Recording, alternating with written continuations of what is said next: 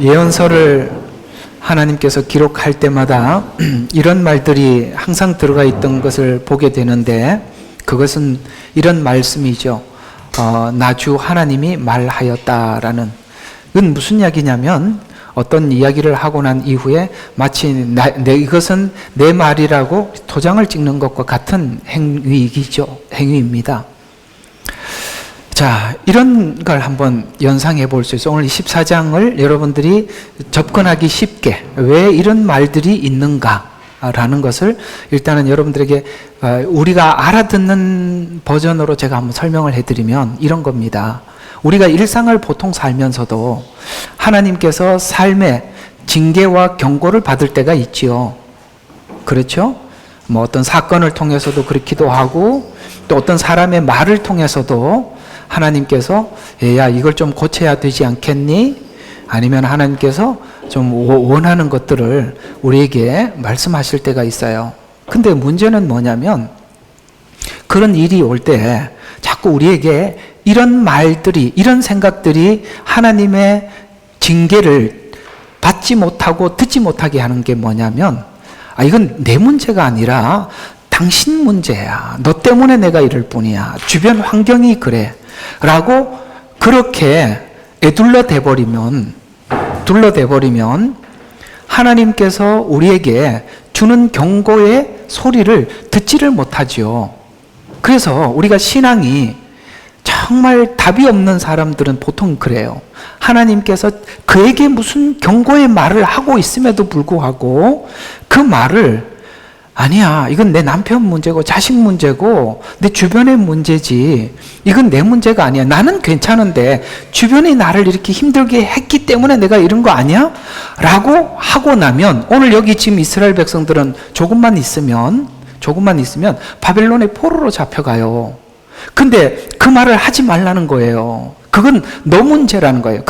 그래서 오늘 금방 읽었던 14절이 그 말이에요. 다니엘, 노아, 욥이 있다 하더라도 그들만 구원을, 이건 개인의 문제라 이 말이에요. 너의 문제지 주변의 문제가 아니라는 거예요.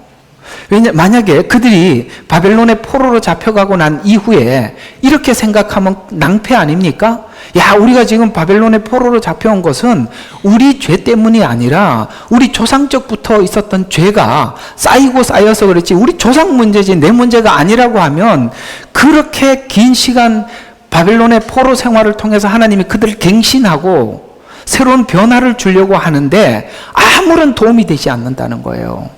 그래서 우리가 이런 게 있어요. 하나님께 징계를 받고 혼나고 그렇게 하면서도 모르는 사람들이 있어요. 그건 특징이 자기 문제가 아니라고 보기 때문에 해결이 안 되는 거예요.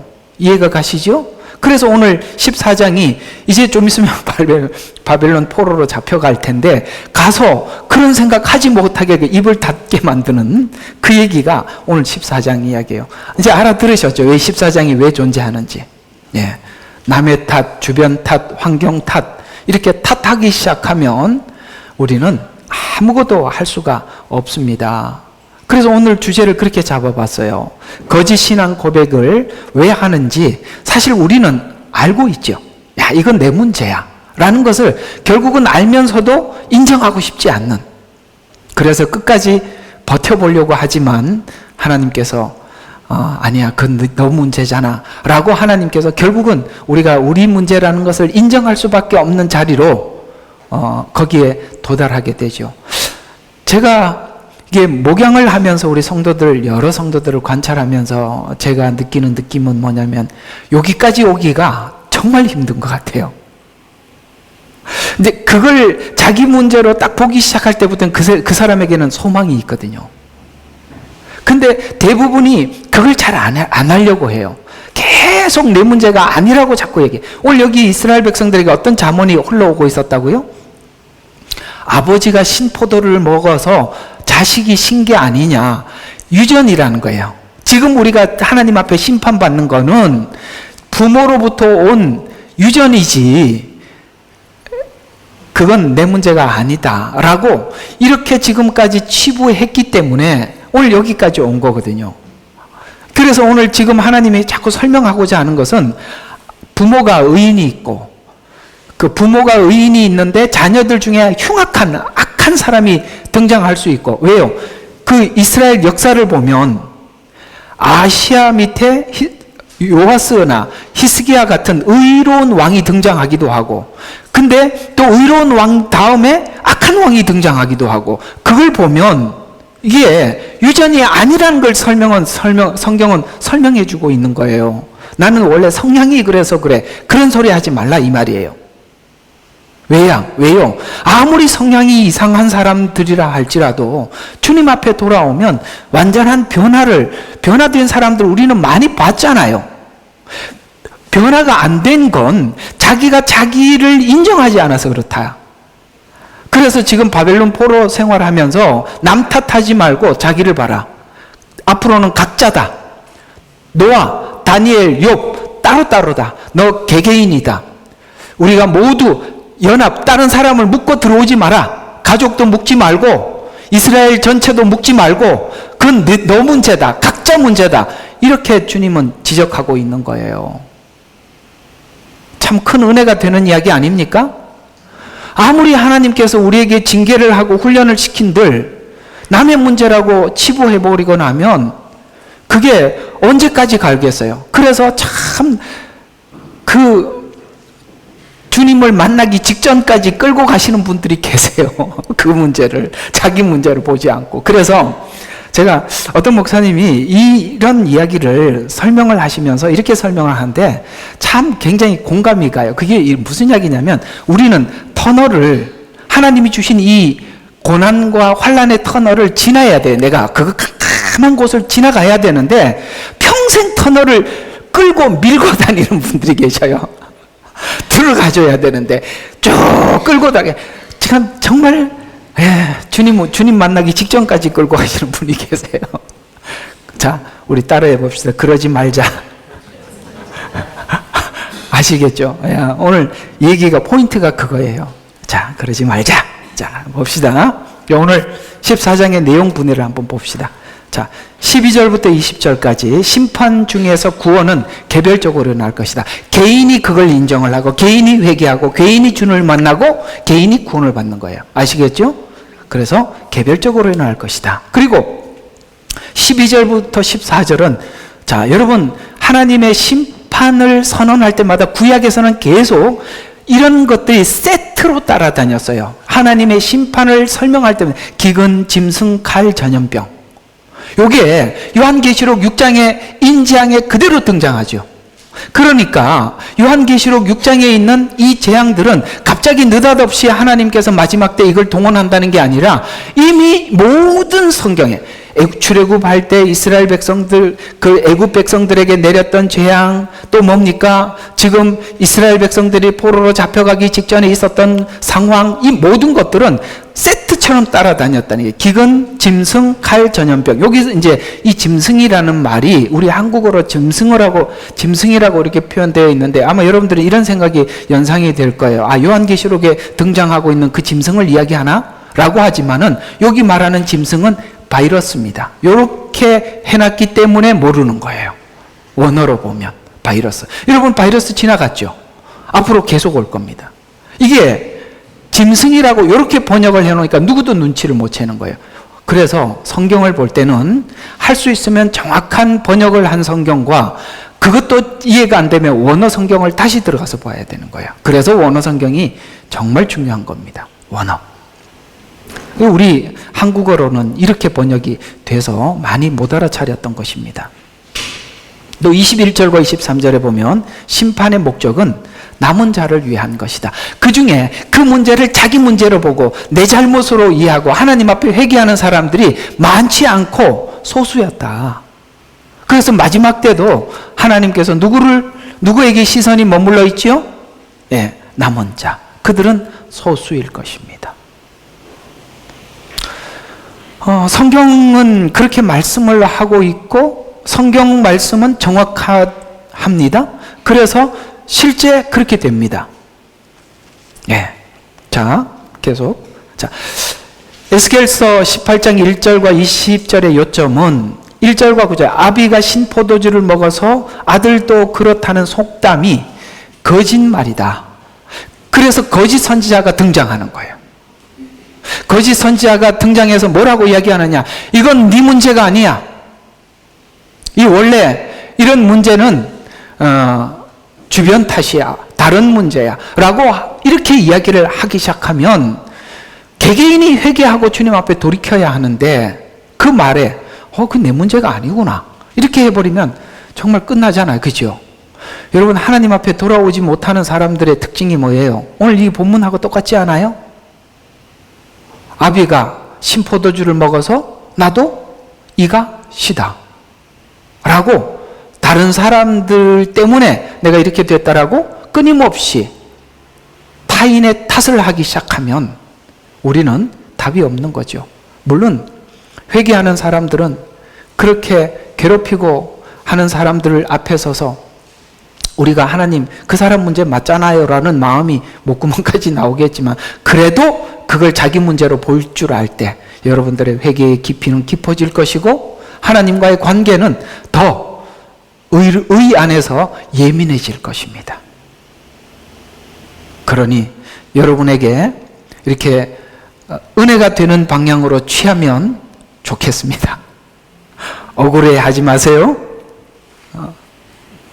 자, 그래서 18장 2절에 보면 아비가 신포도주를 먹어서 그 자식의 이가 시큰거린다라는 심판이 임할 때 심판의 이유는 우리 조상 때문에 우리가 심판을 받는다고 말하지만, 얘야 정말 그러냐? 라고 물으면서 오늘 금방 읽었던 그 마지막에 남은 자의 행위를 봐라. 그들의 행위가 너에게 위로가 될 것이다. 쟤들은 그렇지 않잖아 라고 이렇게 반문하고 있는 거예요. 그렇죠? 이상해요. 어떤 폭력적인 가정에 자녀들이 여럿이 있어도 어떤 애들은 그 폭력적인 가정에서 폭력의 삶을 자녀들이 이어받아 사는 자식 중에 그런 자식이 있는가 하면, 그 폭력적인 가정에서 다른 사람들이 겪지 못하는 완전히 새로운 어떤 변화, 이해가 가죠. 그렇게 달리 세상을 살아가는 사람들도 있더라는 것에 대해서 어때요? 예, 그렇습니다. 사실은 그런 폭력적인 가정 속에서 완전히 새롭게 변화되어서 새로운 삶을 살아가는 사람들은 남들이 이해하지 못하는 깊은 곳까지 알고 그들에게 다가설 수 있는 깊고 깊은 어떤 무언가를 담아서 인생을 살지 않습니까? 우리는 예수 그리스도 안에 들어오면 우리에게는 분명히 지난날 가족 탓이고 환경 탓이고 누구 탓이라고 말했던 그 모든 것들이 우리에게 유익으로 변화돼서 새롭게 만들어질 수 있어요. 공감하시면 아멘. 핑계를 끊임없이 대기 시작하면 여기에서는 한 발짝도 나갈 수가 없는 거예요. 가셔야 돼요. 그리스도의 십자가는 그것까지도 우리에게 할 능력을 주셨습니다. 한번 생각해 봐요. 예수님께서는 하나님 보좌를 버리고 이 땅에 오셨고, 빌립보서에 그렇게 말씀한 하나님 보좌를 버리고 오셨다는 것은 이 세상의 모든 것을 창조주이며 만왕의 왕이고 왕중의 왕이라 이런 뜻이에요. 버리고 어디에 오셨어요? 말구유에 오셨어요. 가장 낮은, 이게 무슨 뜻인지 아십니까? 이 세상에 가장 높은 그리고 가장 낮은 그 모두를 끌어안는 체험을 하셨어요. 그분 앞에 나오면 이 세상에 가장 억울하게 살았던 누구의 이야기도 예수님 앞에서는 다 모아지는 것입니다. 그분은 사람들에게 아픔을, 질고를 아는 자라고 말씀하죠. 질고를 알아요. 어떤 질고를 알아요? 많은 사람들이 예수 그리스도 메시아라고 따라다녔어요. 그리고 그 따라다녔던 그들이 빌라도 뜰에 서서 뭐라고 말했습니까? 저를 십자가에 못 박으소서, 못 박으소서. 이렇게 돌아서는 그 수많은 사람들이 돌아서는 이 경험, 여러분 우리가 그럴 만큼 경험은 하지 않지 않습니까? 그래봐야 우리는 몇 명 소수에 불과한데 예수님께서는 그런 것을 몸으로 체울하셨어요. 우리의 억울함을 주님 앞에 구한다면 주님이 모른다, 나는 그 네 얘기가 무슨 얘기인지 잘 모르겠다, 이렇게 하지 않는다 이 말이에요. 다 알고 계시는 거예요. 이런 것처럼 여러분, 남은 자의 행위를 봐라. 그들은 이런 죄악 가운데서도 회개하고 돌이키고 달라졌지 않느냐? 너는 왜 그게 안 되느냐? 라고 남은 자들은 마지막 때 그들에게 샘플로 보여주는 거예요. 하나님께서는 이 땅에 두 가지 샘플을 주셨대요. 저 유대 나라 가면 종교인들, 율법으로 하나님을 의롭게 하겠다고 지금 율법을 억지로 형식적으로 정말 우리가 볼 때는 너무 기가 막히게 지키고 있는 그들도 너희들은 율법주의가 되지 마라. 너희들은 은혜가 너의 삶을, 너의 믿음을 주관하게 해라 라고 그들을 샘플로 그대로 남겨. 그래서 그들은 주님이 오실 때까지 샘플로 남겨두신다고 말씀하셨어요. 여러분들도 그렇게 신앙생활 하고 싶으세요? 그건 아니잖아요. 두 번째 샘플이 있습니다. 남은 자들이에요. 그들은 누구일까요? 모두가 이런 기가 막히는 상황 속에서도 돌이킴이 있고 새로움이 있고 변화가 있는 사람들이에요. 그래서 핑계 대지 마라. 저들은 뭐냐? 라고 주님이 물으시는 거예요. 그래서 노아, 욥, 또 한 사람 누구라고요? 다니엘. 항상 세 사람 중에 한 사람 이름은 잊어버려요. 그 중에 따로 있더라도 다 개개인이다 라고 하나님이 우리에게 말씀하고 있는 거예요. 어때요? 개개인이라는 걸 잊지 마세요. 개개인이에요.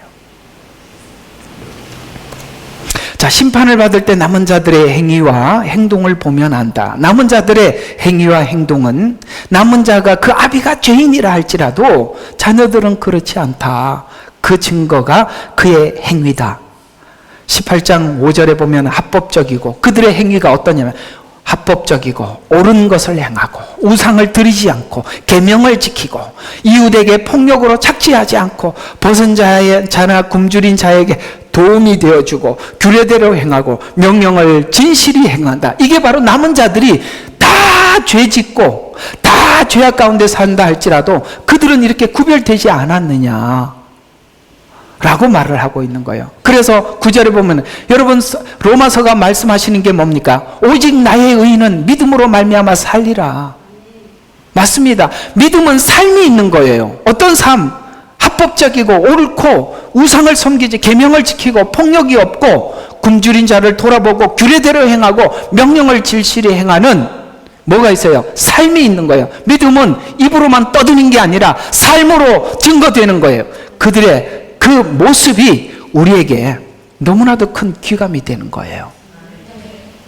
그래서 마지막 때 하나님께서는 두 증인을 통해서 복음을 외치게 될 것이고 그들의 말과 행위와 삶을 통해서 많은 사람들에게는 저게 믿음의 삶이구나, 저게 옳은 거구나 라는 것을 보여주실 거예요. 여러분, 이 마지막 때가 되면 될수록 사람들의 마음은 험악해지고 마음은 모두 다 공허해집니다. 그리고 빈약해져요. 그럴 때 여러분의 은혜를 더 꽉꽉 채우셔서 모두가 힘들다고 할 때, 그래서 나 하나 간추리기도 힘들다고 할 때 여러분은 훨씬 더한 은혜를 구하셔서 마지막 때 하나님 앞에 믿음의 사람은 어떤 환경 가운데서도 굴하지 않습니다 라는 것을 보여줄 수 있는 사랑하는 우리 주생명 선교교회와 함께 예배하는 우리 온라인 성도들이 되시기를 주의 이름으로 축원합니다. 10절과 13절에 보면 아니 이 아멘 소리가 이렇게 약해요. 되기를 바랍니다. 예. 이 중요한 부분에서 자 10절과 13절입니다. 자, 남은 자와 다른 악한 자들의 아들들은 강도며 피를 흘리는 자며 누구에게라도 그렇게 행하는 자다. 억압, 폭력, 착취, 가증한 일을 행하더라. 둘이 다르더라는 거예요. 아까 의인들이 행했던 거 보세요. 이거예요. 그렇죠? 18장 5절이에요. 근데 악인들은 어떻게 했어요? 억압하고 폭력하고 착취하고 가증한 일들을 행하더라. 예. 살리라는 데서 다른 거예요. 우리가 믿음을 아무리 입으로 떠들어도 삶에서 다른 거예요. 그래서 믿음은, 그래서 성경은 야고보서가 그렇게 이야기하는 거야. 네가 믿음이 있느냐? 그러면 내가 행함으로 그 믿음을 보이리라. 삶이라는 거예요. 그러니 의로운 자는 일상생활 속에서도 그 의를 감출 수가 없다. 그날이 오면 그때 내가 한바탕 하지 뭐. 지금은 내가 이래도 나 이거 그때 마지막 때 한번 봐. 내가 활동하는 거 그때 한번 보여줄게. 그러지 말라는 거예요. 지금 산다 이 말이에요. 예? 뭘 그때 해요? 지금 하세요. 그래서 일상생활 속에서 의를 숨겨질 수 없다. 산다. 19절과 20절에 보면 이들은 옳은 것을 행하고 나의 모든 규례들을 지켜 그것들을 지켜 행하면 반드시 살리라. 그러나 20절에 보니까 범죄하는 영혼은 죽으리라. 의인의 의인은 그에게 있고 악인의 악도 그에게 있으리라. 따라서 아비의 죄로 인해 심판을 받는 것이 아니라 각자가 자기 죄 때문에 심판을 받는 것이며 구원도 각자가 구원을 받는 것이다. 심판을 받는 과정에서도 의로운 자들은 그 행위가 하나님 앞에 의로운 삶을 살고 있지 않는가? 대표적으로 누구? 하박국. 하박국이 그 질문이잖아요. 하나님, 지금 이스라엘의 공의가 무너졌습니다. 하나님께서 신명기에 분명히 말씀하시기를 이렇게 살면 하나님 심판하신다고 그랬는데 왜 이렇게 하나님 심판도 안 하고 아무 것도 하지 않습니까? 라고 물었을 때 하나님의 대답이 뭐였습니까? 나도 다 안다. 심판을 준비해놨다요. 준비해놨다. 그랬더니 하나님 뭐라고 얘기했습니까? 누구를 통해서 심판하실 건데요? 바벨론. 너무 놀랐어요. 왜? 바벨론은 너무 흉악한 인간들이거든요. 아니 우리가 그래도 아무리 악해도 저 사람들만큼 악하겠습니까? 왜 저들을 통해서 심판하십니까? 그래서 우리가 꼭 뭘 해도요 하나님 우리에게 그렇게 보여줘도 꼭 바벨론 비슷한 사람들을 붙여가지고 감당할 수 없는 사람을 통해서 그걸 하게 하는 거예요. 그래서 그때 하나님 하박국이 다시 하나님께 질문을 합니다. 뭐라고 질문하냐면 그럼 여기 악인들만 다 있는 거 아닌데요? 이렇게 물었어요. 그래 나도 다 안다. 그러나 연대 책임이라는 것이 있어. 그때 의인들은 어떤 활동을 하게 되냐면 심판 중에서도 의로운 삶을 살게 해서 그 악인들을 모델로 보여주겠다. 놀랍죠? 바로 그런 거구나.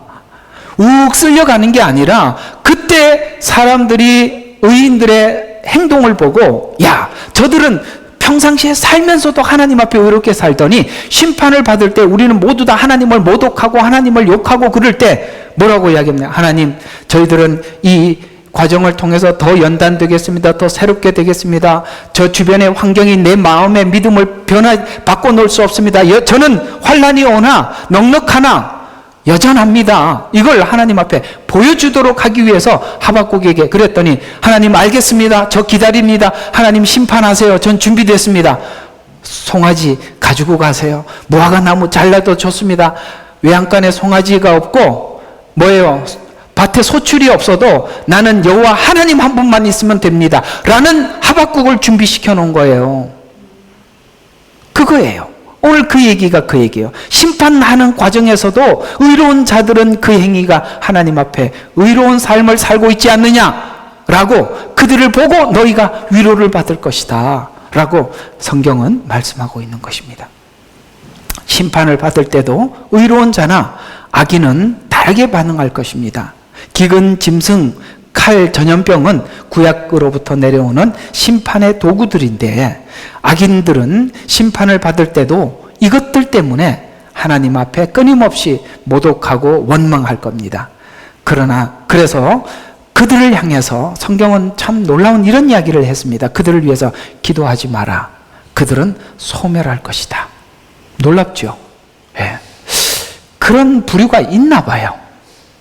그래서 에레미야서 14장 11절과 12절에 보면 주께서 내게 또 말씀하시니라. 너는 이 백성을 위하여 그들의 복을 기도하지 말라. 그들이 금식을 해도 내가 그들의 부르짖음에 듣지 아니할 것이며 이들이 금식 기도를 한다 하더라도 어떤 금식 기도를 할 것 같습니까? 하나님 빨리 이 환난을 멈춰주세요. 더 이상 하지 말아주세요. 이것만 기도할 겁니다. 하나님께서 환난을 주신 목적이 뭐였습니까? 그들을 죄에서 돌이키는 게 목적이었어요. 그러나 그들은 환난 자체가 문제였던 거죠. 많이 다르지요. 같은 기도를 해도 우리는 대부분 많은 분들이 어떤 하나님께서 환난을 주시면 환난을 넘어가게 해달라고 기도는 해도 하나님이 환난을 통해서 주시려고 하는 메시지가 무엇입니까? 내가 무엇을 돌이켜야 합니까? 라고 이렇게 묻는 사람들이 많지 않다는 것이죠. 그래서 이들이 기도를 해도 그들이 금식을 해도 듣지 아니할 것이며, 여러분, 금식은 하나님 앞에 최상의 간절한 기도입니다. 그럼에도 불구하고 하나님 듣지 않는데요. 그들이 번제와 헌물을 드려도 내가 그것을 받아들이지 않을 것이며, 아시겠어요? 또 대신 칼과 기근과 전염병으로 소멸시키리라. 이런 대상이 있다는 거예요. 이런 대상이 있다는 거예요. 참 기가 막히는 게, 이 요한계시록을 계시록만 볼 필요가 없어요. 여러분, 요한계시록은 이미 구약에서 다 해놓은 이야기를 다시 할 뿐이에요. 구약에서. 그때도 여러분 아시다시피 하나님께서 심판하기 직전에 참 선지자들은 어디 가도 인정받지 못하고 홀대받았어요. 그리고 그들의 말은 사람들이 정말 듣기 싫어했어요. 거짓 선지자들의 메시지는 너무나도 많은 사람들이 좋아했습니다. 하나님의 심판이 막 눈에 보이는데도 그들은 끊임없이 거짓 복음을 어떻게 전하느냐면, 예루살렘은 하나님의 성소야. 이방인들이 절대 여기 들어올 수 없어. 우리가 그 안에만 있으면 보호받으니까 괜찮아. 이렇게 했더니 사람들이, 백성들이 자기 죄를 돌아보거나 회개할 마음을 갖지를 않아요. 여러분, 여기 인재앙에 보면 첫 번째 나타나는 흰 말이 뭐냐면 미혹이거든요. 여러분, 하나님의 심판이 임박하면 가장 먼저 등장하는 게 거짓 선지자들이에요. 그래서 뭔가 사람들은 조짐을 보고 있어서 불안한데 거짓 선지자들이 안심을 시키는 말에 오늘 이스라엘 백성들이 대부분이 미혹된 것처럼 마지막 때도 그렇게 된다, 이 말이에요. 그래서 이 심판을 모면해 보기 위해서 금식하고 하나님 앞에 헌물을 드리고, 그래도 하나님은 마음의 결정을 하셨대요. 기근과 전염병으로 그들을 소멸시킬 것이다. 하나님께서 예레미야에게 이렇게 말씀하시는데 거짓 선지자들이 이렇게 외쳤답니다. 미혹이, 이런 게 미혹이에요. 11절부터 13절에 칼을 보지 않을 것이다. 칼을 보낸다고 했는데 뭐라고? 지금 참 선지자들은 칼을 보낸다고 했어요. 전쟁이 일어난다고 했단 말이에요. 그런데 거짓 선지자들이 아니야, 칼을 보지 않을 것이다. 기근을 하나님이 보내리라고 했는데 또 반대로 기근을 겪지 않을 것이다. 또 확고한 화평을 주리라. 이렇게 얘기해 버리니까 여러분, 거짓 선지자들과 참 선지자의 메시지 자체가 전혀 정반대란 말이에요.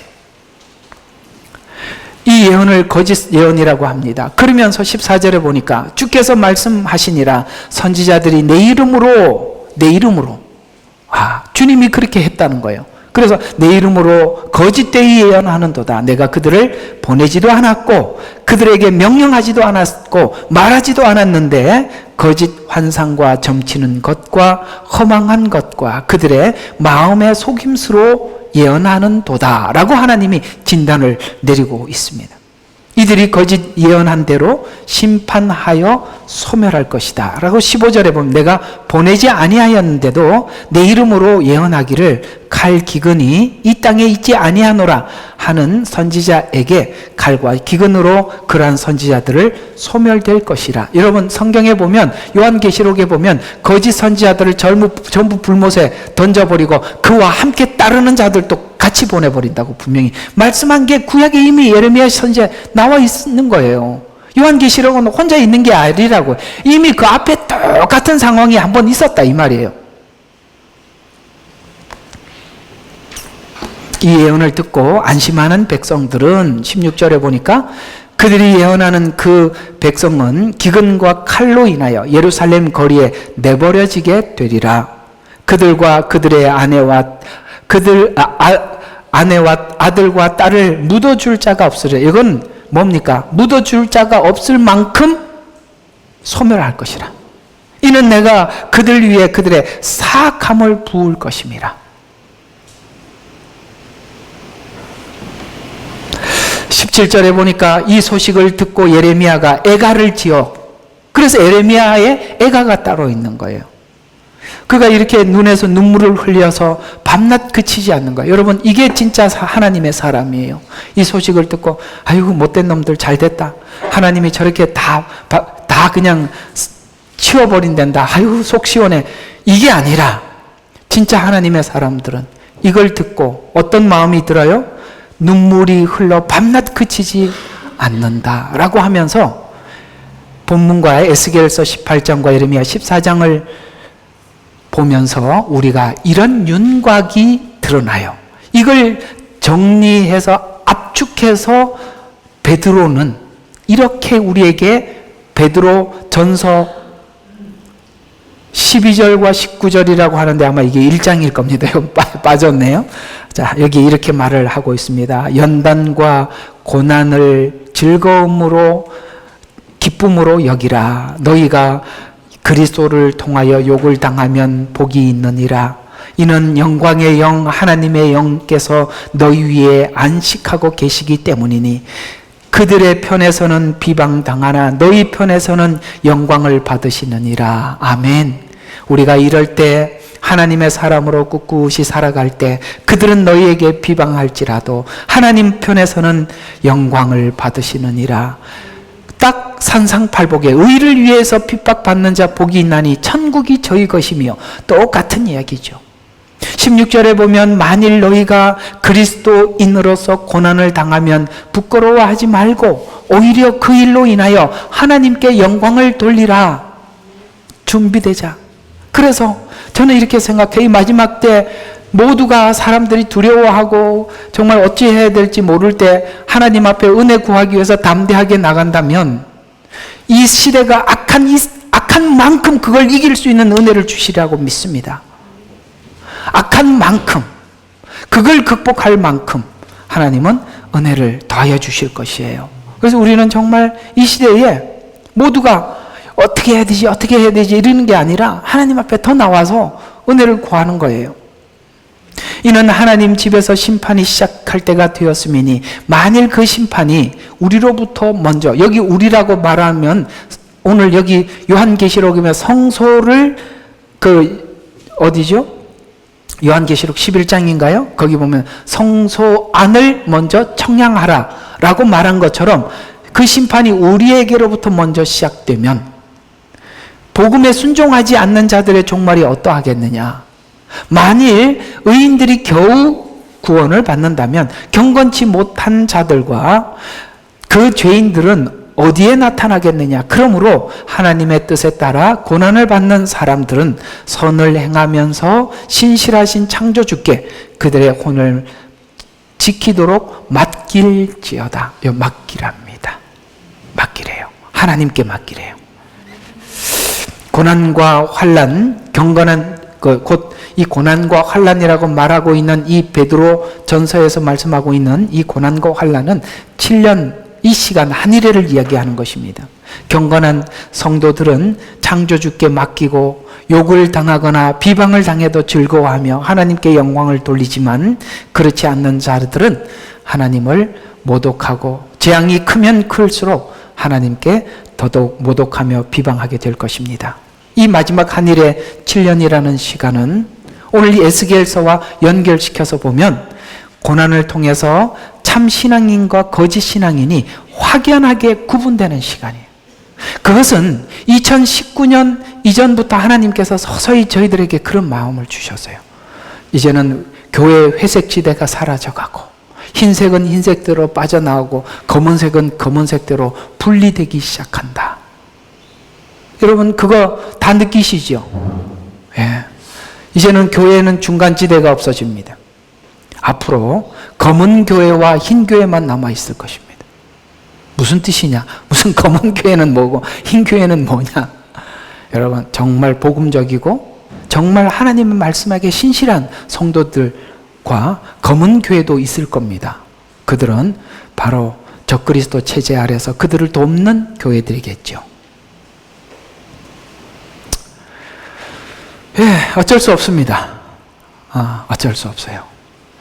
예, 이거 참 예배 시간에 공적으로 이런 이야기를 한다는 것은 제게 부담은 될 수 있습니다만, 그러나 뭐 이야기는 이제 나올 때가 됐다고 생각합니다. 이 마지막 때는 여러분, 제가 정말 권하고 싶은 것은 제가 이게 큰 교회를 비방하려는 목적은 아닙니다. 그러나 제가 목회자로서 봤을 때 이 대형 교회는요, 이 마지막 때 복음을요 적나라하게 전할 수 없어요.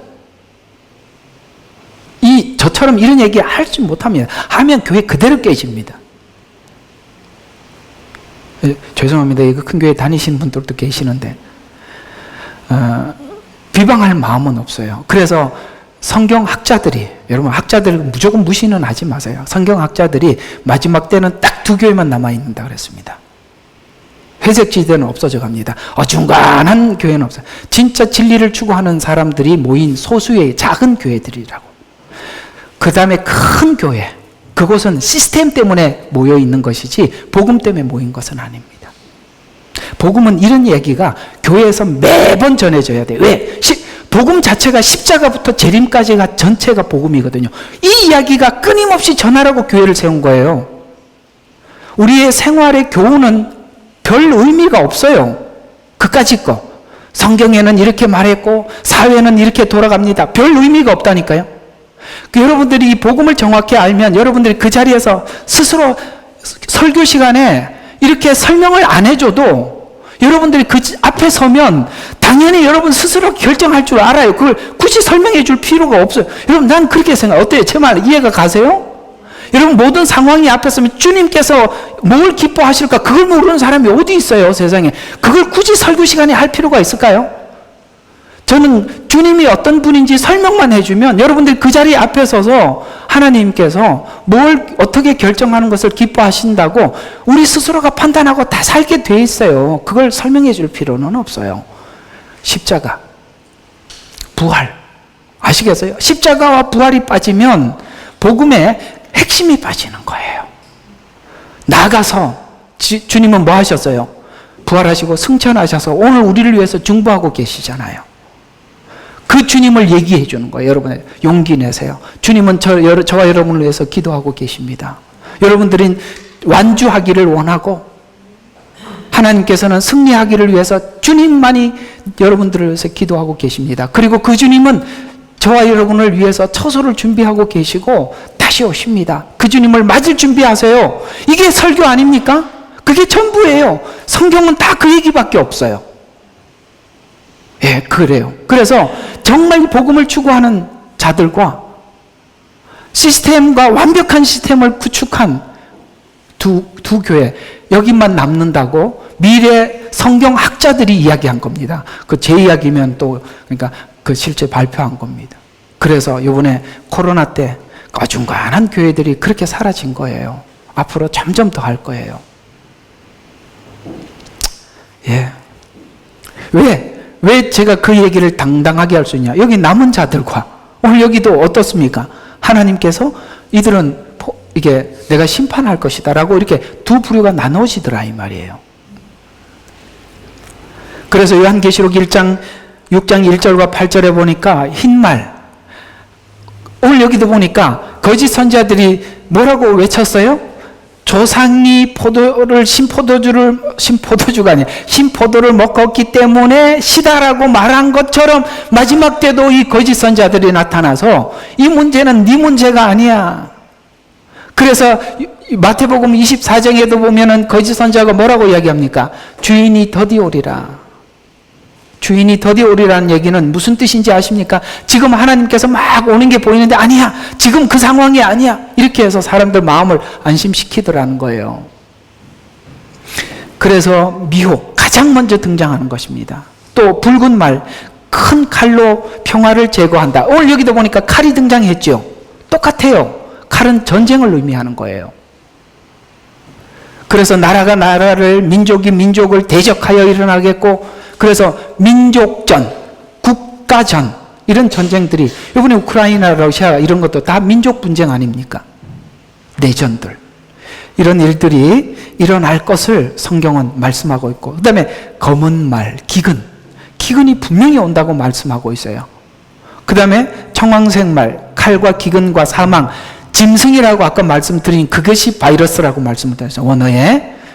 그래서 살아있는 세균, 이런 뜻입니다. 그래서 출현으로 이어지게 될 것입니다. 7년은 경건한 하나님의 백성들은 더 정결해지고, 이 남은 자라고 표현하고 있는 자들이죠. 더 깨끗해지고 불쌍한 영혼을 위해서 헌신할 것이나, 그렇지 않는 자들은 하나님의 심판을 경멸하고 모독하는 형태로, 이제는 과거에는 하나님을 노골적으로 모독하지는 않았지만 이렇게 모독하는 형태로 나타나는 것 중에 요즘 증상들이 바로 동성애, 합법화, 이런 것들은 철저하게 하나님을 모독하는 행위입니다.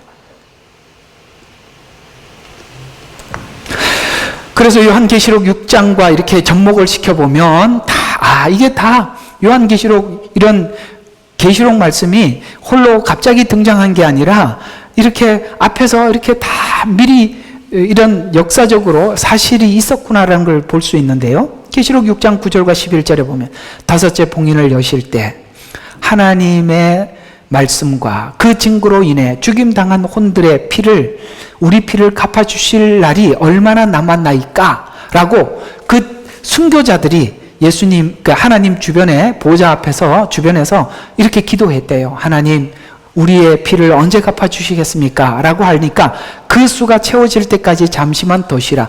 이 수가 언제 채워지느냐면 요한계시록 11장에 보면 두 증인이 바다에서 올라오는 짐승에 의해서 순교를 당하는 것이 그 수가 채워지는 겁니다. 그래서 마지막 두 증인의 활동은 이 숫자를 채우는 겁니다.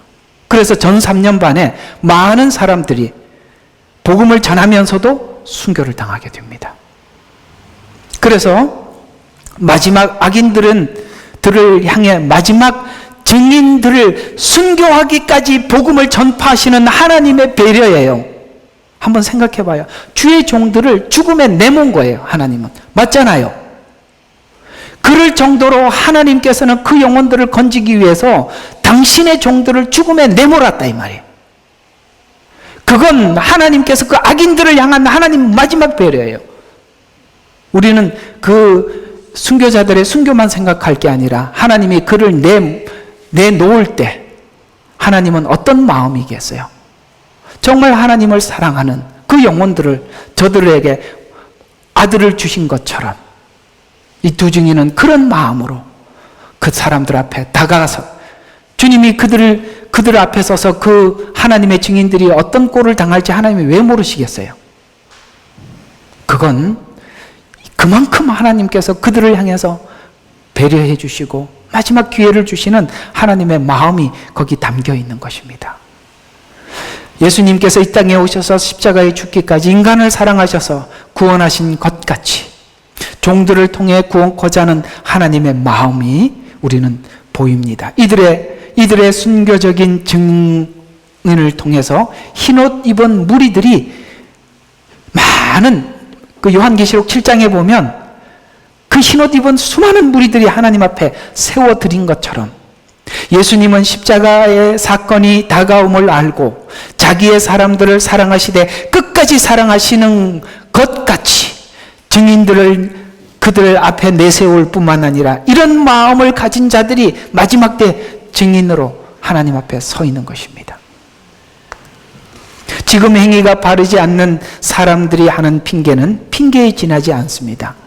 실제 내가 하나님 앞에 그 말씀과 복음 앞에 반응하지 못한다는 것은 내 행위에서 계속 드러나고 있음에도 불구하고 그걸 지금 하나님께서 기회를 주고 계시는데 이 마지막 때 다시 한번 기회를 줄 텐데, 여러분 이런 말이 있잖아요. 안에서 새던 바가지 밖에 나가서도 새는 거예요. 그때 확 달라질 일부가 그런 사람이 있겠죠. 그래서 신앙생활의 경건은 어느 날 갑자기 찾아오는 것이 아니에요. 그 경건은 우리의 삶, 지금 현재 생활 속에서 여러분들이 작은 전쟁과 싸워서 승리하셔서 앞으로 더 나가시기를 바랍니다. 에스겔서 14장 23절에 보면 너희가 그들의 행위를 보면 그들이 너희를 위로하리라.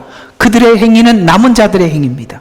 또 너희는 내가 그 땅에서 행한 모든 일에 까닭 없이 행해지지 아니하였음을 알게 되리라. 이거 까닭 없이 생긴 사건이 아니구나 라는 것을 알게 될 것이다. 비교하게 되고 죄를 심판하실 때 심판받는 사람은 심판받는 이유를 다 알게 되고 사실은 알고 있으면서도 어떻게 합니까? 속으로 급구 거부하는 것이죠. 그거 언젠가 하나님 앞에 나와서 다 터뜨리고 정말 울고불고 할 날이 있기를 우리 기도합시다. 자기가 자기를 속인 것, 우리가 가장 많이 회개한 것이 뭐지요? 하나님, 제가 제 자신을 속였던 거 시인합니다. 고백합니다. 그게 주님 앞에 돌아왔을 때 제일 많이 우리를 울게 만들었던 것들이에요. 하나님의 심판은 경멸되거나 하나님의 심판하시는 하나님을 경멸하거나 모독한다면 우리는 더 이상 기회가 없을 것입니다. 우리가 살아가는 일상에서도 우리의 주변에 일어나는 하나님의 경고를 보면서 그 경고가 무엇 때문에 어떤 말을 하고 있는지 우리가 양심을 통해서 들여다보면 우리 모두 다 알지요. 그러나 핑계를 대거나 다른 이유를 끌어붙이기 시작한다면 소망이 없답니다. 공정하지 못한 말은 나를 위해서라도 내가 스스로 거부할 수 있어야 돼요. 야, 그가 한 말 맞잖아 라고 인정할 수 있어야 해요. 디모데후서 2장 14절과 17절에 보면 사람들에게 이런 일들을 일깨워 주어 말다툼하지 말라고. 아멘. 기억하세요. 무슨 말이 있으면 그걸 자기를 돌아보면 좋은데 말만 꺼내면 말다툼으로 이어지는 거예요. 그러면 답이 없는 거예요. 그래서 말다툼하지 말라고 주 앞에서 당부해라. 이는 아무런 유익이 없고 오히려 듣는 자들을 파멸시킴이라. 입 좀 다물었으면 좋겠어요. 내가 진리의 말씀을 올바로 나누어 자신이 하나님 앞에 부끄럽지 않는 일꾼으로 인정받도록 공부하라. 비속하고 허황된 말장난을 버려라. 뭐를 하라고요? 말장난을 버려라. 말다툼하지 마라 라고 말을 합니다. 우리가 말을 하고 난 뒤에 우리 스스로 되돌아 생각해 보면 다 알죠? 다 알 줄 알고 넘어가겠습니다. 자, 이는 그것들이 더욱 불경감함으로 나갈 뿐이래요. 참 너무나도 우리의 가슴을 찌르는 이야기예요. 불경감함으로 나갈 뿐이니라. 또 이 말들은 놀랍게도 종창처럼 이게 암처럼 퍼져나가서 그들 가운데 후모네와 빌레도가 아마 그때 샘플로 있었던 것 같아요. 그래서 이런 것들은요, 말하기도 좋고 자기를 감추기도 쉽고, 그러니까 이런 것들은 너무 사람들이 좋아해서 그 암처럼 쫙 퍼져나간다는 거예요. 절제는 남들에게 비춰지지 않아도 이런 것들은 쉽게 잠식한답니다. 교회는 이런 말장난과 말로 인해서 무너지기도 하는 거예요.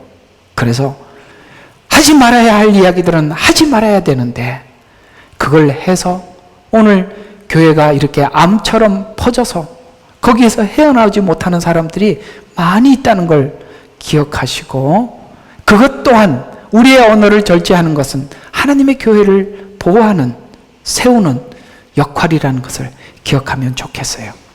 말장난, 말다툼 이런 것들은 정당한 말씀을 정당하게 받기 싫어하는 자들이 하는 행위입니다. 놀랍게 이 말은 종창처럼 퍼져나가며 불경건함으로 더 나가게 됩니다. 이스라엘의 위기는 참 선지자의 말은 참 하나님의 말로 받지 않고 거짓 선지자의 말에 동조하고 있기 때문에 문제입니다. 거짓 선지자의 말에 동조하는 이유가 뭐라고요? 자기를 감추기 좋은 말이기 때문에 그런 거예요. 이제는 더 이상 말을 할 시기가 지나서요. 그래서 하나님은 처음에 이스라엘 백성들에게 경고할 때, 자, 디모데후서 3장 16절인가요? 그 한번 이런 말씀이 있죠. 하나님의 말씀은 우리 외우지요. 하나님의 말씀은 교훈과 책망과 바르게 함과 의로 교육하게 유익하니, 이렇게 나와 있죠. 교훈. 그래서 하나님께서는 우리의 죄를 지적을 할 때 처음에는 교훈하신대요. 교훈은 뭐죠? 성경을 읽다가 보면 이 문제 내 문제 맞구나 하고 하나님이 첫 번째 주시는 게 교훈이에요. 근데 그걸 교훈을 안 받으면 하나님은 두 번째 책망으로 찾아가셔요. 그것도 교훈도 책망도 언어지요. 근데 말로 안 되면 그 다음에 뭘래? 의로 교육에 들어간답니다. 그러니까 지금 이스라엘 백성들은 말로 할 시기가 끝났어요. 그죠? 참선지자들이 아무리 외쳐도 아무도 듣지 않아. 그러니까 이제는 교훈을 해야 돼. 교훈과 책망과 그 다음에 바르게 함과 의로 교육하려면 바빌론에 갔다 와야죠. 뭐. 어떻게 하겠어요? 근데 여기서 우리가 감사한 게 뭐냐면 하나님은 교훈이나 책망 정도로 마치지 않는다는 거예요. 그게 얼마나 감사한지. 하나님이 우리를 안 놓겠다는 거예요. 감사하죠. 남의 자식 같으면 말만 하고 말 안 들으면 아이고 참 저거 아버지 불쌍하다. 부모들 얼마나 힘들겠냐. 이렇게 지나가죠. 무슨 우리가 책임지려고 그러겠어요. 말면 말고 그만이지. 하나님은 하나님 자녀니까 하나님은 끝까지 붙잡고 씨름하시는 거예요. 여러분 이스라엘 백성들이 바벨론으로 포로로 잡혀갔을 때 하나님도 욕을 먹어요. 누구인테? 바벨론 사람들에게. 야 너희 신이 얼마나 하찮으면 힘이 없으면 우리한테 지냐? 우리 마루독 우리 신 얼마나 센지 봤지? 너희 신을 이기잖아. 그러면서 하나님이 이름도 모독을 받기로 결정을 하고 함께 가시는 거예요. 그래서 여기 에스겔서 앞에서 시작할 때 어떻게 했어요? 하나님의 보좌가 성소에 있는 게 아니라 날개가 달리고 바퀴가 달려서 바벨론으로 쑥 날아가서 거기에 나타나셨죠. 어디서 나타나셨죠? 사드락, 메삭, 아벳느고가 불 속에 들어갔을 때 거기서 나타났습니다. 그렇죠. 그렇게 하나님은 우리와 함께 하시는 거예요. 바벨론에서도 함께 하시고 돌아올 때도 함께 하시고 우리는 사실 이 하나님을 이런 하나님을 생각해 보면 너무 가슴이 벅차. 하나님 어찌 그곳에까지 따라오셨어요. 그래서 저는 이 말씀이 너무 마음에 와닿아요. 예수님께서 자기가 잡히시고 죽으실 날이 가까워했음에도 불구하고 자기 근심을 하지 않고 자기의 사람들을 사랑하시되 끝까지 사랑하셨던 그 하나님의 그 마음. 참 하나님의 그 마음이 느껴질 때 우리는 그분 앞에 경배하게 되고 찬양하게 되고 그렇게 되는 것입니다. 말할 시기가 지나서 이스라엘 백성들은 바벨론 포로 생활을 하고 돌아오게 될 것입니다. 돌아오고 난 이후에 그들은 정말 다른 사람으로 변해서 돌아오는데 말라기 가니까 또 무너져요. 말라기 가니까 또 무너지는데 여러분 그 말라기로 위로받으면 안 됩니다. 요즘 그 목요일날 그 성경 공부 예배 시간에 예레미야 눈물에 제가 말라기 설교하고 있는데 여러분 말라기로 위로받으면 안 돼요. 그들은 아직 십자가를 보기 전이에요. 예수님을 만나기 전이에요. 하나님의 사랑을 눈으로 보기 전이었기 때문에 그런 거예요. 그러나 우리는 그 말라기 신자들과 다릅니다. 지금 이스라엘 백성들 포로 생활하고 돌아와서 또 변질되잖아요. 그러니까 그게 당연한갑다 이렇게 생각하면 안 돼요. 당연한 게 아니에요. 사도들은 예수님을 만나고 난 이후에 절대 변하지 않았습니다. 왜요? 십자가 이후이기 때문에 그렇습니다. 지금 말라기가 설명하고 있는 건 뭐냐면 아직 하나님의 사랑을 보지 못해. 그래서 내가 너를 사랑했다라고 얘기했을 때 말라기에서 언제 우리를 사랑했습니까? 이렇게 물었다고요. 그래서 하나님이 대답이 요한복음 3장 16절이라고 했죠. 하나님이 세상을 이처럼 사랑하사 독생자를 주신 것으로 사랑을 보여줬어요. 그 후에 사도들은 절대 변하지 않았습니다. 오늘 우리가 그 복음을 들은 사람이지 구약의 복음을 들은 사람들은 아니지 않습니까? 성경이 경고하는 것은 얘야 은혜가 믿음 생활하게 해라. 주님을 만남이 너희들의 신앙에 뿌리를 내려라 라고 이렇게 우리에게 말씀하고 있는 것입니다. 자, 오늘 이야기들을 결론 정리를 해보겠습니다. 경건은 일상생활 속에 이미 드러나 있는 것입니다. 아시겠어요? 그날이 오면 저 확 달라질 겁니다. 이런 소리 하지 말라 이런 이야기입니다. 또 일상을 통해 얻은 경건으로 더 나아가 확고한 믿음과 삶에서 일치하면 마지막 때 심판의 때에 우리가 그 경건의 가치가 드러나게 되는 것입니다. 디모데후서 3장 7절과 8절에 보면, 그래서 제가 저기서 한 가지 더 언지를 드리면, 그래서 여러분들이 이상하게 남다르게 환난이 심한 거예요. 왜? 우리를 더 경건하게 만들어가는 중에. 왜? 그때 빛을 보라고. 그러니 남다른 환난과 어려움을 겪는 분들, 오늘 이 말씀으로 위로받기를 바랍니다. 디모데후서 3장 7절과 8절에 보면, 항상 배우지만 진리에 이르지 못하는 경건은 모양은 있지만 경건의 능력이 없는 자들의 특징은 얀네와 얀브레가 모세를 대적한 것 같이 진리를 대적하는 형태로 말다툼, 불경간남으로 나타나서 마음은 부패하고 믿음에서 버림을 받게 된다라는 거예요. 배우지만 경건에 이르지 못하면 모양만 갖춘다, 이런 이야기입니다. 그래서 이걸 현대판으로 표현하자면 종교인, 교인 이렇게 표현하는 거예요. 교회만 열심히 다니고 기도는 청산유수처럼 하고 봉사는 잘하는데 집에 가보면 가족들의 얘기를 들어보면 전혀 다른, 어쩌면 교회에서 보는 눈과 집에 사람들의 이야기가 너무나도 달라서 저게 누구 말이 옳은지 헷갈리게 만드는, 아시겠습니까? 예, 그게 바로 그런 거라니까. 항상 배워, 아멘도 잘해. 그런데 경건에 뭐가 없어요? 능력이 없는 거예요. 그래서 마지막 때 바울이 디모데에게 권면하기를, 얘야, 네가 봐서 경건은 말하는데 능력이 없는 사람들과 함께 하지 마. 거기서 돌아서, 이렇게 말씀하고 있는 거예요. 경건한 성도는 디모데후서 3장 10절과 12절 보니까, 너는 나의 교리와 생활 방식, 아시겠어요? 말씀과 생활 방식과 목적과 믿음과, 아시겠어요? 모든 분야에서 생활 방식이 있어요. 목적이 있어요. 믿음과 오래 참음과 인내와 사랑과 박해와 고난에서 경건하게 살고자 하는 자는 구해내신 것처럼, 이런 거예요. 무슨 말이냐면, 우리가 하나님의 말씀을 따라서 경건하게 살려고 막 살다 보면 이런 게 있어요. 환난이 막 왔는데도 내가 못 느껴. 그냥 막 지나가.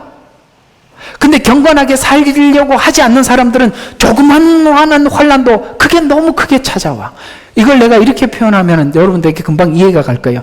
믿음의 바퀴를, 큰 바퀴를 만들면 작은 장애물도 지나간 줄도 모르게 넘어가는데, 경건하게 살려고 하지 않으니까 작은 문제조차도 조그만한 문제 앞에 걸려서 헛바퀴 돌고 못 넘어가는 거예요. 여러분들이 경건하게 산다는 것은 여러분의 믿음의 바퀴를 크게 키워서, 여러분 제가 알고 있는 큰 차는 페로다예요. 페로다라고 혹시 아세요? 그 바가지처럼 이렇게 모래 같은 거 띄어갖고 이렇게 실는 그 타이어는 얼마나 큰지 사람 키보다 훨씬 커요. 그건요, 무슨 돌이 있든 장애물이 있든 그냥 훅 지나가는데, 바퀴가 자전거 바퀴처럼 작으면 그 돌 앞에서 못 넘어가는 거예요. 경건은 그런 축복이 있어요. 경건하게 살다 보면 어떤 시험과 환난이 와도 내가 왔는지도 모르고 지나갔는지도 모르게 그냥 지나가는 거예요. 그 말이에요. 나의 교리와 생활 방식과 목적과 믿음과 오래 참음과 인내와 사랑과 인내와 박해와 고난에서 경건하게 살고자 하는 자를 구해내신 것처럼, 아시겠어요? 구해내신다 이 말이에요.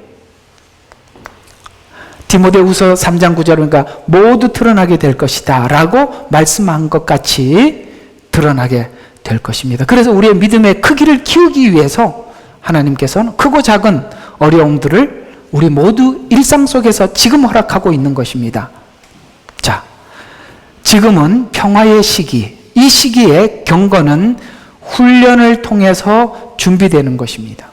환난기를 이길 준비는 지금 경건의 훈련으로 하는 것입니다. 그러려면 내 마음이 공의로워야 하고, 공의로운 마음으로 하나님의 말씀을 받게 될 때 그 말씀이 남의 말이 아니라, 그래서 여러분 여기서 또 한마디 덧붙이면, 누가 이렇게 설교를 들으면 내 옆에 있는 사람 하는구나, 잘 들어야 될 텐데 눈치 보지 말고 각자가 자기 말 들으세요.